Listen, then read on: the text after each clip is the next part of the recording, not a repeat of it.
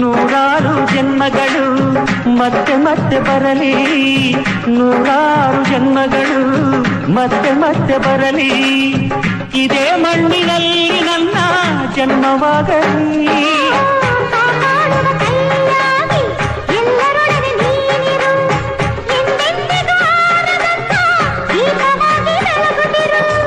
ಉಪ್ಪು ತಿಂದ ಮನೆಗೆ ತಪ್ಪಿ ನಡೆಯದಂತೆ ಋಣ ತೀರಿಸು ಶಕ್ತಿ ಕೊಡಲಿ ಆ ದೇವರು.